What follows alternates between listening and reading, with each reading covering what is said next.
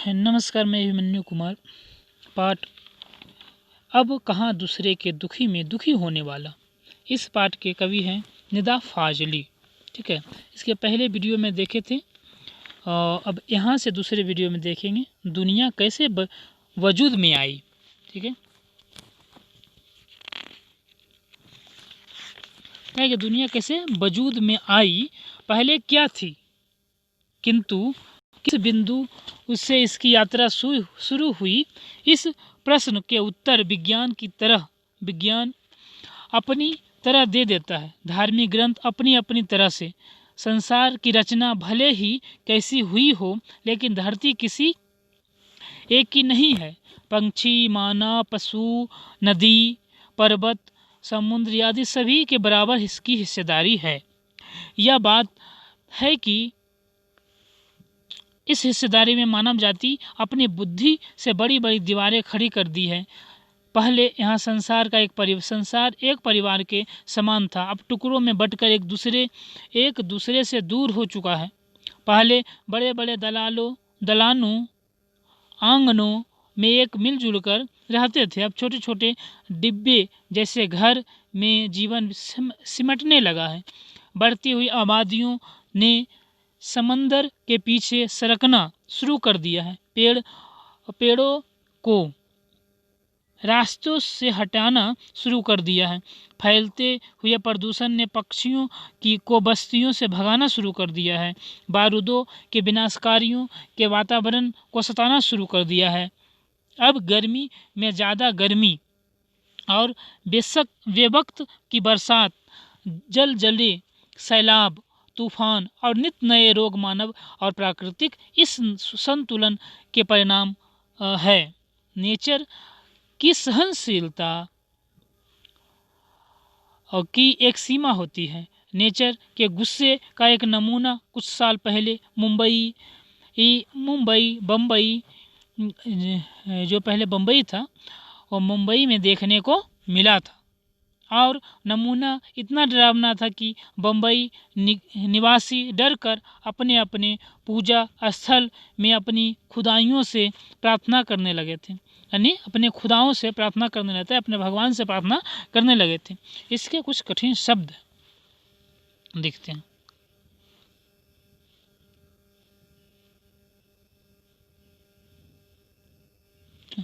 जैसे वजूद का अर्थ होता है अस्तित्व, बिंदु का अर्थ होता है स्थान, दीवार बड़ी करना में भेदभाव उत्पन्न करना। दलानों का अर्थ होता है आंगनों, बड़े खुले स्थान। बस्ती का अर्थ होता है नगरी। विनाशलीला का अर्थ है नष्ट करने की कार्यवाही। जला का अर्थ होता है भूकंप। सैलाब का अर्थ होता है बाढ़। नित्य का अर्थ होता है रोज। हमेशा रोज या हमेशा नित्य का अर्थ होता है। नमूना का उदाहरण खुदा, भगवान। तो यह पंक्तियों के माध्यम से प्रस्तुत जो गद्य अवतरण हमारी पाठ्य पुस्तक से लिया गया है, इसके माध्यम से कवि रचयिता निदा फाजली जी इस सभी धर्मों से ज़्यादा ईश्वर को सर्वोपरि माना है। ठीक है, क्योंकि हम धर्म हमारे गुरुओं ने बनाए हैं और हम सबको ईश्वर कभी किसी मनुष्य में भेदभाव नहीं रखता है। लेखक कहना चाहता है कि प्राकृतिक के उत्पन्न विज्ञान तथा धार्मिक ग्रंथ अपने अनुसार बताते हैं, परंतु सत्य यह है कि धरती सभी जीवों के आश्रय प्रदान करने वाला है। भले ही मनुष्य की बुद्धिमत्ता से कुछ न कुछ अपना बना लिया हो। आगे लेखक कहता है कि पहले समय से बहुत से परिवार एक ही आंगन में रह करते थे। बस बड़े परिवार होते थे पहले, परंतु अब एकल प्रणाली की प्रचलन हो गया है। बढ़ती आबादी के कारण प्राकृतिक चीजें जीव सिमटने लगे हैं। प्राकृतिक के विनाश का क्रम बढ़ता ही जा रहा है। इसलिए प्राकृतिक भी समय समय पर अपने गुस्से के नमूने प्राकृतिक आपदा के रूप में व्यक्त करती रहती है। प्रकार बताया गया है। इससे आगे देखते हैं।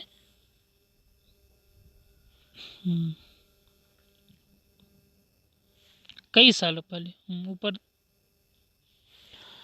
है कि कई साल पहले बड़े बड़े बिल्डर समुद्र के पीछे ढकेल रहे थे, ठीक है, उसकी ज़मीन हथिया रहे थे। बेचारा समंदर लगातार सिमटता जा रहा था। पहले उसके फैले हुए टांगे समेटी थोड़ा सिमट कर बैठ गया, फिर जगह कम पड़ी तो उकड़ू बैठ गया, फिर खड़ा हो गया। अब खड़े रहने की जगह कम पड़ रही है तो उसे गुस्सा आ गया। जो जितना बड़ा होता है उतना ही कम गुस्सा आता है, परंतु आज उसे रोकना मुश्किल हो जाता है। और यही हुआ। उसने एक रात अपनी लहरों पर दौड़ते हुए 3 जहाज़ों को उठाकर बच्चों की गेंद की तरह 3 दिशाओं में फेंक दिया। एक वर्ली के समुद्र के किनारे आ गिरा, दूसरा बांद्रा के कर्टर रोड के सामने औंधे मुंह, और तीसरा गेटवे ऑफ इंडिया पर टूटी फूटी सैलानियों का नज़ारा बना। बावजूद कोशिश वे फिर से चलने फिरने के काबिल नहीं हो सके।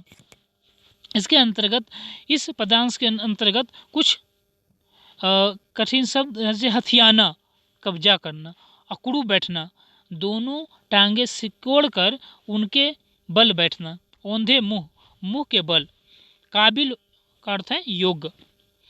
तो इस गद्यांश के माध्यम से कवि रचयिता निंदा फाजिल जी कहते हैं कि यह स्पष्ट हो गया है कि प्राकृतिक चीज़ों से छेड़छाड़ करने का परिणाम बहुत ही भयानक होता है। मुंबई के कई वर्षों से बिल्डर नई इमारतें बनाने के लिए समुद्र के पीछे ढकेलने में लगे हैं। उनके समुद्र का आकार छोटा होता जा रहा है। प्राकृतिक चीज़ें छेड़छाड़ करना प्राकृतिक आपदाओं को निमंत्रण देना है। समुद्र ने अपनी संकुचित आकार के कारण मनुष्य को अपना भयावह रूप दिखा दिया है। समुद्र ने अपनी लहरों पर दौड़ते 3 जहाज़ों को उठाकर 3 दिशाओं में फेंक दिया, और फिर से कोशिश करने के बावजूद भी चलने के लायक नहीं रहे। तो ऐसा बताया गया है। इसके आगे देखते हैं। यहाँ है कि मेरी माँ कहती थी, सूरज ढले और आंगन के पेड़ के पत्ते तोड़ो, पेड़ रोएंगे, दिया बत्ती के वक्त फूलों को मत तोड़ो। फूल बदुआ देते हैं। दरिया पर जाओ तो उसे सलाम किया करो, वह खुश होता है। कबूतरों को मत सताया करो, वे हजरत मोहम्मद के अजीज हैं। उन्होंने अपनी मजार के नीले गुंबद पर घोंसले बनाने की इजाज़त दे रखी है। मुर्गे को परेशान नहीं करो, वह मुल्ला जी से पहले मोहल्ले में अजान देकर सबको जगाता है। और नीचे लिखा है, सबकी पूजा एक सी, अलग अलग है रीत, मस्जिद जाबे मौलवी, कोयल गाए गीत।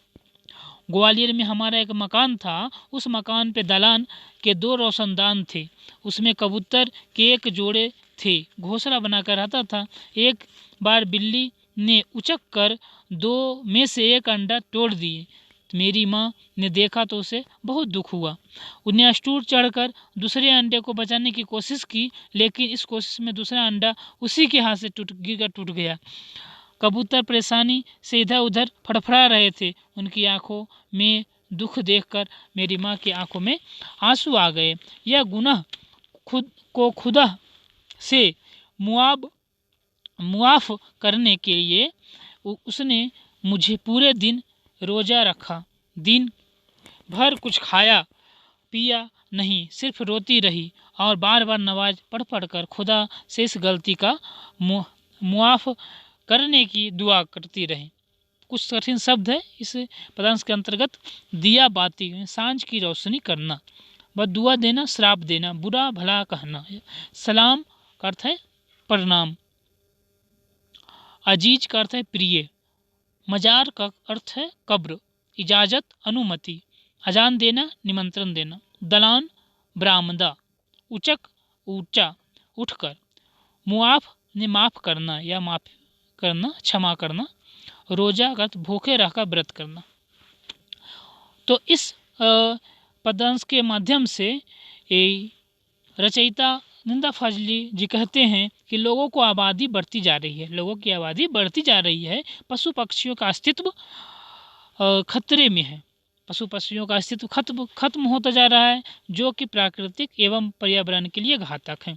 लेखक कहते हैं कि उनके माँ के अनुसार कबूतरों के मुर्गों को सताना नहीं चाहिए। शायद इस बात को कहने के पीछे माँ का उद्देश्य होगा कि अपने बच्चों से प्राकृतिक से लगाव रखें, उनके विनाश के कारण ना बने। लेखक की माँ पक्षियों के प्रति दया भावना रखती है और कबूतरों के बारे में एक विशेष कथन है कि हजरत मोहम्मद के प्रिय हैं, इसलिए उन्हें परेशान नहीं करना चाहिए। हजरत मोहम्मद द्वारा उन्हें अजीज अपनी मज़ार के गुंबद तक अपना घर बसाने की इजाज़त दी रखी है।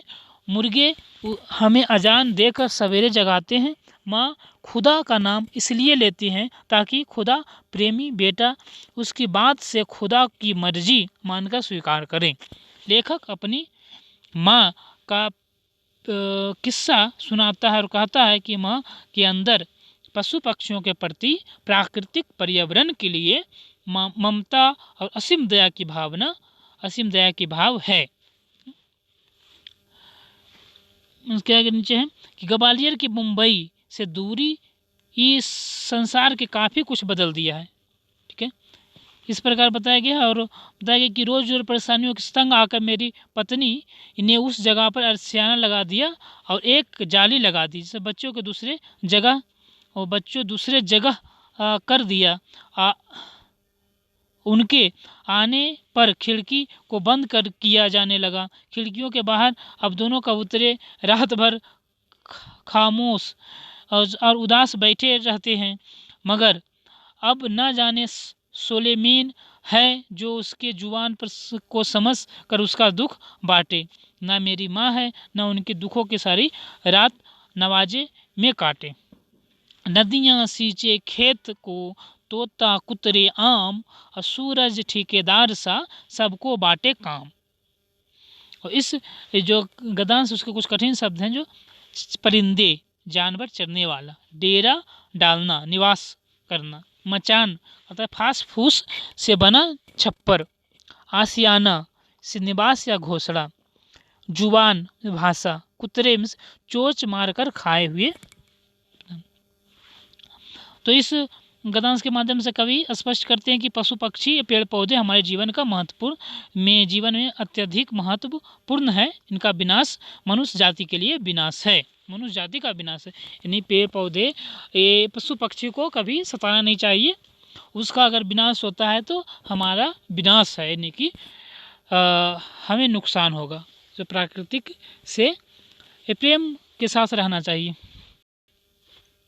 तो इस गद्यांश के माध्यम से कि ग्वालियर से आकर मुंबई के सरबोबा में रहने लगा।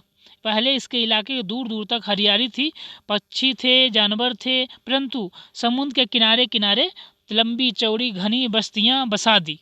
अब यहाँ पक्षियों के घोंसला का नामो निशान खत्म हो गया, कोई घोंसला दिखाई नहीं देता है। लेखक कहता है कि उसके घर दो कबूतरों ने अपना घोंसला बना लिया है, जिसमें उसका भरा पूरा परिवार रहता है। अतः कबूतरों का जमावड़ा लगा रहता है था, इसलिए लेखक की पत्नी ने खिड़की पर जाली लगा दी, उनके आने जाने का मार्ग बंद कर दिया। अब दोनों कबूतर रात भर बाहर ही खामोश उदास बैठे रहते हैं। अब ना तो कोई सुलेमान है जो उसकी भाषा समझकर उसका दुख बांट सके, और ना ही लेखक की माता जी हैं जो उनके दुखों में सारी रात नवाजे में काट देती थी। इस तरह इस पाठ को बताया गया है। इससे पाठ के कुछ प्रश्न है। बड़े बड़े बिल्डर समुद्र के पीछे ढकेल रहे थे, तो क्या होता है, यानी आबादी बढ़ने के कारण स्थान का अभाव हो रहा था, इसलिए नई नई इमारतें बनाने के लिए बड़े बड़े बिल्डर समुद्र को पीछे ढकेल रहे थे। लेखक का घर किस शहर में है? लेखक का घर ग्वालियर शहर में है। जीवन कैसे घरों में सिमटने लगा है। एकल परिवार का चलन होने के कारण जीवन डिब्बों जैसे फ्लैटों में सिमटने लगा है। कबूतरों की परेशानी से इधर उधर क्यों फड़फड़ा रहे थे? कबूतरों के घोंसले में 2 अंडे थे, एक बिल्ली ने तोड़ दिया था, दूसरा बिल्ली से बचाने के चक्कर में माँ से टूट गया। कबूतर इसलिए परेशान होकर इधर उधर फड़फड़ा रहे थे। ठीक है, बहुत बहुत धन्यवाद।